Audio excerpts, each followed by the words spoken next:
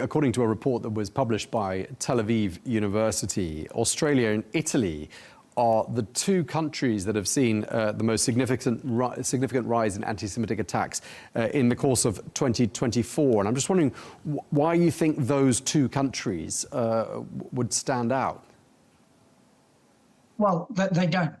So if you look at the TSAT report for 2025, which is the Terrorism Situation and Trend Report, none of those would mention terrorism in those countries. Indeed, in Italy, the greatest terrorist threat or manifestation in terms of those which are terrorist, either completed, failed or foiled, are left-wing or anarchist attacks. So again, you have to separate this, the extremism and hate crime from terrorism. They can be different things, as I've said, and there is very little evidence of terrorist attacks against Jewish targets. That's not to say there hasn't been an exponential rise both in anti-Semitism, which there has in Europe, and in terms of anti-Islam, which again there also been. And so a lot of these threats that you've mentioned in these countries have been shaped by developments beyond both the EU border and the Australian border. And of course, the most predominant one is what has been going on in Gaza and how that has shaped the violent extremism narrative.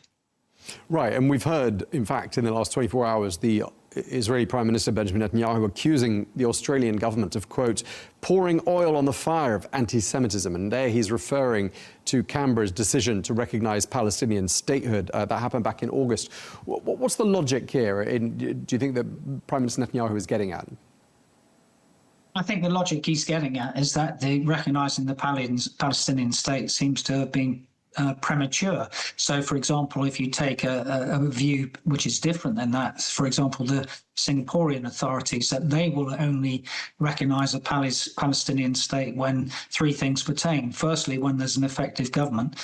Secondly, when they accept the right of Israel to exist. And thirdly, they renounce violence. Now, in this case, at a very tactical level of the attack in Sydney, the protagonists didn't accept the right of Jewish people to exist, and neither, of course, did they go on a pathway of renouncing terrorism, because this was absolutely a terrorist act. So the Singaporean model seems to me to be what most countries should have gone to, rather than ploughing in before we've got something durable.